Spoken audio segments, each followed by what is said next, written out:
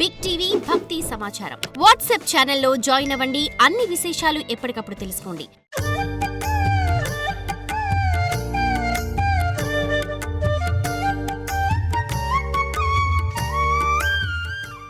ఒకానొక కల్పంలో ఆమె తన శరీరాన్ని యోగాగ్నిలో దహనం చేయకుండా అలాగే వదిలేసింది.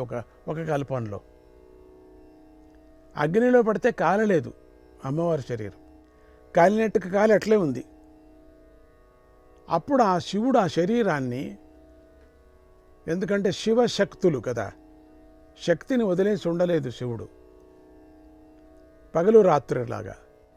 అప్పుడు ఆ శివుడు ఆ అమ్మవారిని, సృష్టి రూపమైనటువంటి అమ్మవారు, సృష్టిని వదిలేసి ఎట్లా పోతాడు? భుజాన ధరించాడు.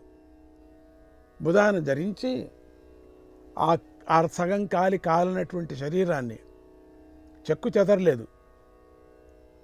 భుజాన ధరించి మహోగ్రుడై, ఇక శివుడికి కోపం వస్తే ఎట్లా ఉంటుందండి? ఉన్మత్తుడై. మీరంతా ఎట్లా ఉంటుందంటే మీరు ఎక్కడ చూశారు? సినిమాల్లో చూశారంతే. అందుకని అట్లా ఉంటుంది. మహోగ్రుడై ఉన్మత్తుడై అటు ఇటు సంచరించసాగాడు. అట్లా భుజం మీద వేసుకొని అమ్మవారిని, ఆ దేవిని, అమ్మవారిని కోపంతో అటు ఇటు పరిగెత్తుతున్నాడు. ఇది చూశారు బ్రహ్మదేవతలంతా. చూసి వీళ్ళంతా ఆలోచన చేశారు, ఇది ఏంటి ఇట్లా వస్తే, శివుడికి ఇటువంటి కోపం వచ్చేస్తే ముందు గతి ఏమిటి, ఇక తట్టుకోలేమే అని చెప్పేసి వీళ్ళంతా ఏం చేశారు? ఉపాయానికి ఉపాయం కనిపెట్టేటువంటి మూర్తి ఎవరంటే విష్ణుమూర్తి. అసలు దేవతలకు కష్టాన్ని వచ్చినప్పుడంతా విష్ణుమూర్తి దగ్గరే వెళ్ళి ప్రార్థన చేసేవారు. ఆయనే కదా భవరోగ వైద్యుడు. ఆ వైద్యుడి దగ్గర పరిగెత్తారు. ధన్వంతరి ఆయనే కదా. విష్ణుమూర్తిని ప్రార్థించారు. ఆ విష్ణుమూర్తి కృష్ణం విష్ణుం శ్రీధరం మాధవం మధుసూదనం, కృష్ణం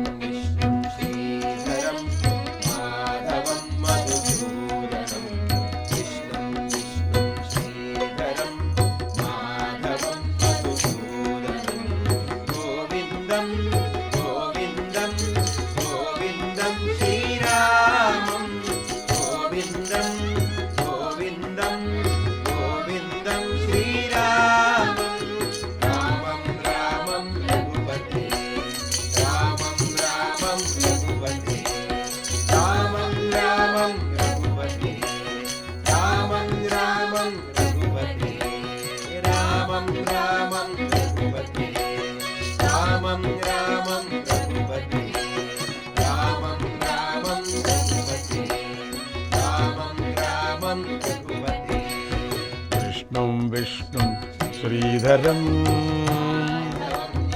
సూదనం. విష్ణుమూర్తిని ప్రార్థించారు. అసలు రక్షకుడు ఆయనే కదా.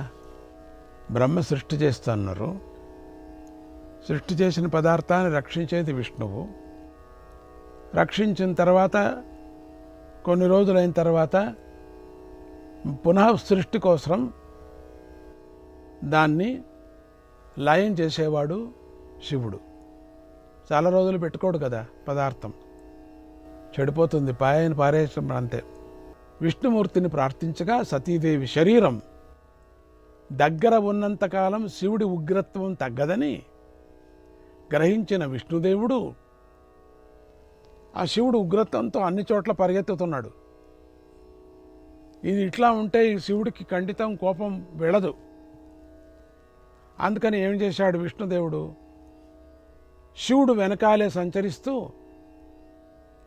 తన చక్రంతో సతీదేవి శరీరాన్ని కొంచెం కొంచెంగా నరుకుతూ వచ్చాడు.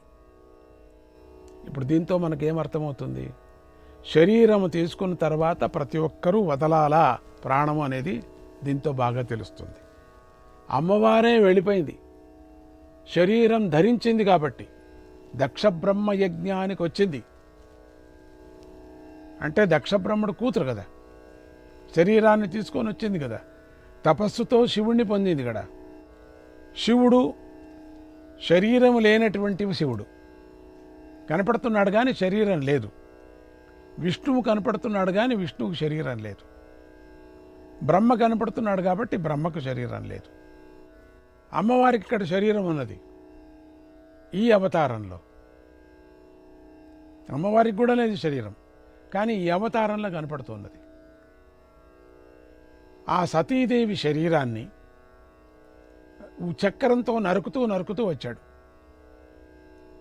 ఆ ముక్కలు భూమి మీద తలో చోట పడ్డాయి, భూమి మీద పడ్డాయి, ఎక్కడి నుంచినో పడుతున్నాయి. పడ్డ చోటల్లా ఒక్కొక్క విశిష్ట శక్తి క్షేత్రం వెలిసింది. అదే క్షేత్రం, అవే సతీ క్షేత్రాలు. చాలామంది అన్ని క్షేత్రాలు కూడా అష్టాదశ పీఠాలన్నీ చూసుంటారు. నిజంగా 51 పీఠాలు చూడాలి మనం.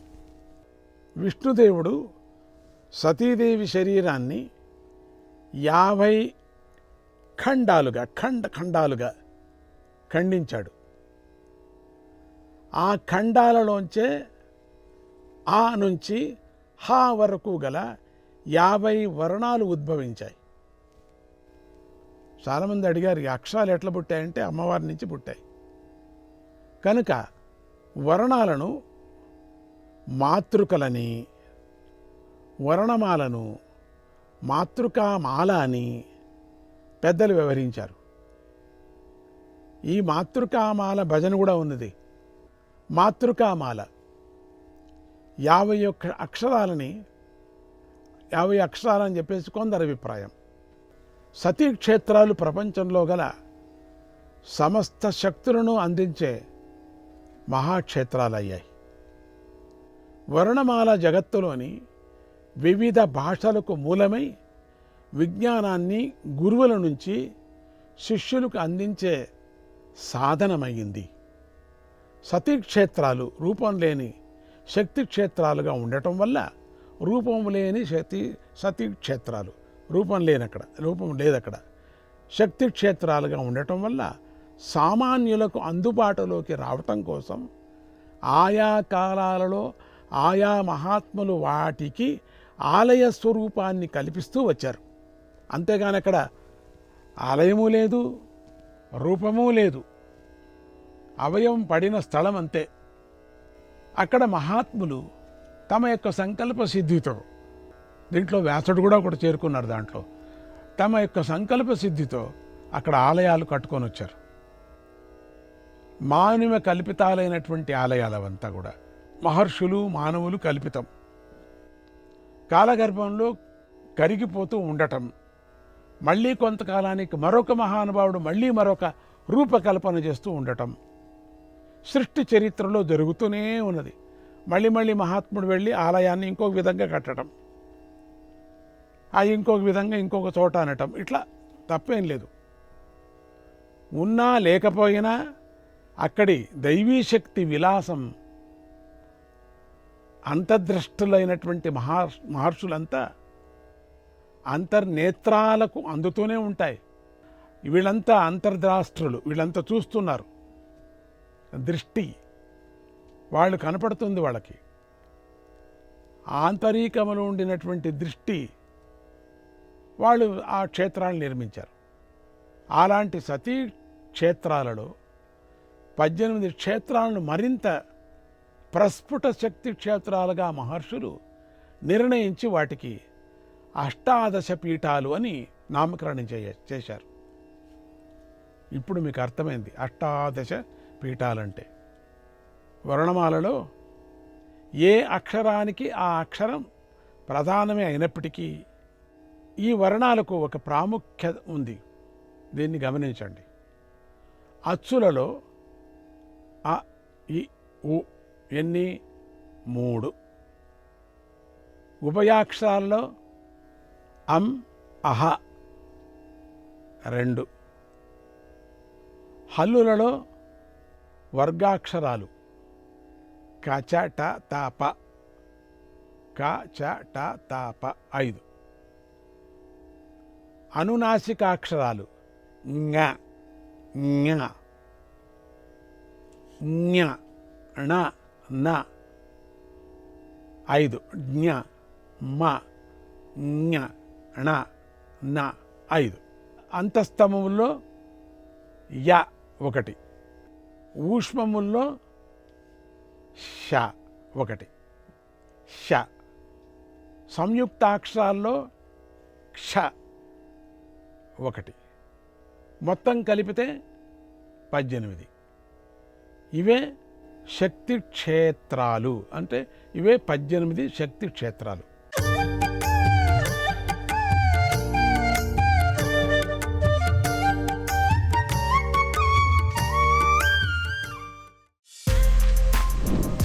For more videos like this, subscribe Big TV channel.